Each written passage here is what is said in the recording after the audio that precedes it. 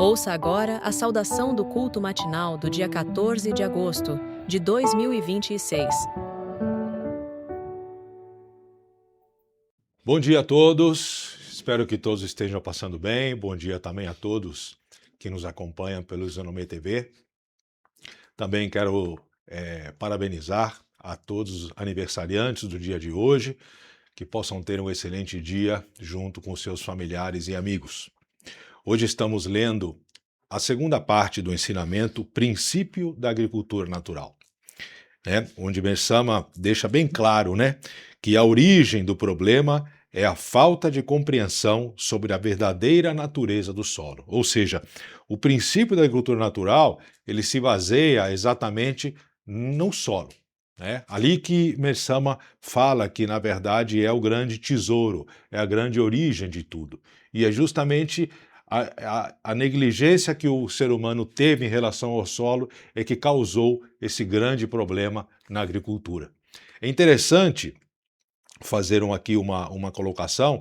No momento em que Mersama escreve esse ensinamento, ele foi escrito em 54 e nessa época fazia mais ou menos uns 9 anos, que havia terminado a Segunda Guerra, que terminou em 54, durou 6 anos, então muitos países na Europa, mesmo o Japão também, estavam praticamente destruídos, havia muita falta de alimento em vários locais.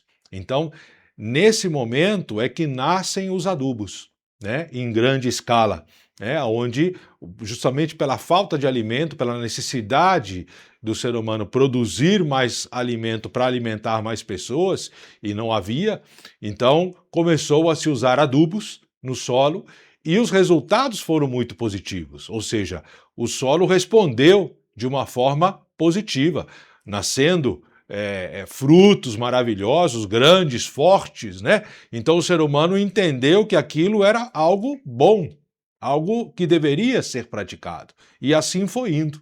É a mesma coisa, fazendo uma analogia com o ser humano, como se a gente também tomasse algum tipo de droga, algum anabolizante, alguma coisa para ficar mais forte, para ficar mais esperto, para ficar mais atento. Aparentemente, em curto prazo, pode parecer que foi positivo. A longo prazo, a gente já sabe que isso causa vários danos dentro do nosso organismo, Nosso fígado, nosso rim, vários outros órgãos, eles praticamente sofrem muito com isso, trazendo vários problemas. Então esse é o contexto, o momento onde Mersama fala sobre a agricultura natural. É um momento onde toda a sociedade acreditava que aquilo realmente era positivo. E a Mersama vem dizendo que não, que isso iria causar muitos problemas, porque já estava intoxicando o solo.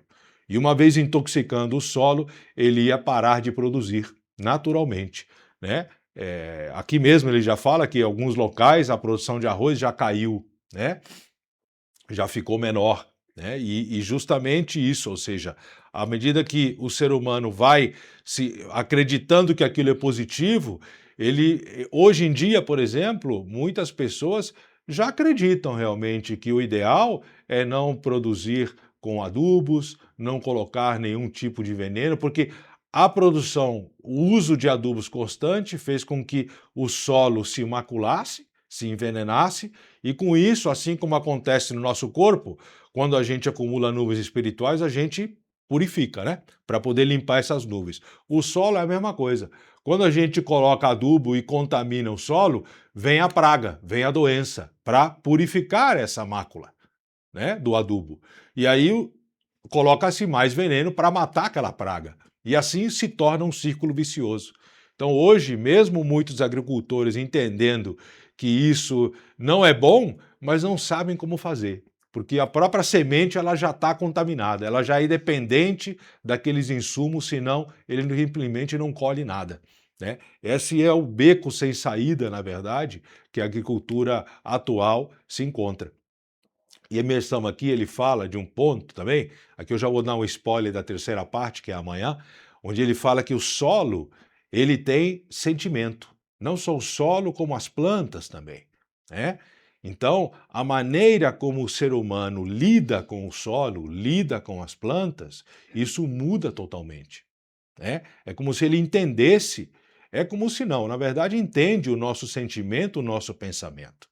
Teve até uma experiência muito interessante aqui, que foi contada no último culto, no Solo Sagrado de Guarapiranga, de um agricultor, acho que é Walter o nome dele, onde ele fala, né, que ele já vinha observando a agricultura natural, ele trabalhava com isso, e aí ele resolve plantar sorgo, que é uma cultura que não precisa de muito insumo, né? E aí deu o pulgão, que é uma praga, né? E aí o irmão dele veio trazer o veneno para ele colocar, jogar a praga, jogar o veneno na plantação, para matar a praga. Aí ele, querendo já experimentar o método de agricultura natural, ele falou, vou colocar só na metade da plantação, na outra metade eu não vou colocar, né? Fez essa experiência. E aí veio um monte de joaninha. A joaninha, ela é um predador natural do pulgão. Então comeu todo o pulgão. Do lado aonde ele não aplicou o veneno. Aonde aplicou, não deu tanto resultado. E aí isso é uma coisa inexplicável, né? E ele fala que aonde ele colocou veneno. Aonde ele não colocou, ele falou que ele fazia oração e ministrava jorei. Fazia oração para o solo e ministrava jorei na plantação. E deu esse resultado. Ou seja, é algo um pouco inexplicável, né? Por isso que, na verdade, tudo que a gente faz, se não levar em consideração o lado invisível, o lado que a gente não consegue ver, fatalmente nós vamos cair sempre em erro, porque esse é o lado principal, é o lado que nós devemos colocar em primeiro lugar. Esse que é o princípio da agricultura natural, entender que o solo é um ser vivo, que tem sentimento, e a maneira como nós o tratamos, ele vai responder com uma boa ou com uma má colheita. Tá bom? Também ouvimos a experiência de fé do Rodrigo de Camargo Loberto, do Jorei Center Pindamonhangaba, aqui em São Paulo. O Rodrigo ele tem 50 anos, é messiânico há 4 anos, e há 8 anos ele já sofria com uma doença de que é uma úlcera varicosa na perna direita, que lhe causava muitas dores, né? Ele tinha problemas de locomoção, porque quando ataca a dor, realmente ele não consegue, mal consegue se mexer. E por conta disso, ele trabalhava como chefe de cozinha autônomo e vendia bolos gourmet, né? E ele fala que ele tinha um grande sonho, que era realmente participar de uma dedicação de 10 dias no solo sagrado. Mas devido a essa purificação, nunca conseguia, né? Aí apareceu uma oportunidade de participar, mas agravou as dores, se tornaram mais intensas, ele não pôde ir, e aí ele chateado foi conversar com o ministro, e o ministro falou, poxa, vamos tentar aumentar suas dedicações. Você já está dedicando, mas acho que precisa fazer algo a mais. E aí ele fala que começou a ministrar, a receber 2 horas de jorei por dia, intensificou a leitura dos ensinamentos, intensificou a prática do donativo de gratidão, e com isso, logo em seguida, já veio um milagre, né? Que foi conseguiu aposentar-se pelo INSS. Ele já havia entrado, pelo que eu entendi aqui, com a aposentadoria dele, mas não tinha saído. E aí saiu. Aí ele viu aquilo como uma grande mudança, ele fala que com isso ele intensificou ainda mais as práticas messiânicas, passou a ministrar e receber jorei 3 horas por dia, fazia mitamamigak, fez um donativo de gratidão especial, né? Ele fala que em cerca de 1 mês ele conseguiu conduzir 15 pessoas à fé e que em maio de 2026 ele participou finalmente dessa dedicação que ele tanto tinha objetivo no solo sagrado de Guarapiranga, e 1 semana após essa dedicação, ele fala que praticamente as dores desapareceram, a ferida na perna ela melhorou 70%, né? Ele fala que chegou a desenvolver atividades que ele há muitos anos não fazia, ele conseguiu fazer, né? Graças a essa milagre que ele recebeu dessa úlcera varicosa que ele tinha na perna direita. Ele termina aqui dizendo que compreendi que as purificações são oportunidades valiosas de elevação espiritual e que a constância nas práticas messiânicas nos conduz à verdadeira felicidade. Parabéns, Rodrigo, pela ter dividido essa grande experiência com a gente Espero que você consiga continuar firme na fé, encaminhando e salvando muitas pessoas, tá bom?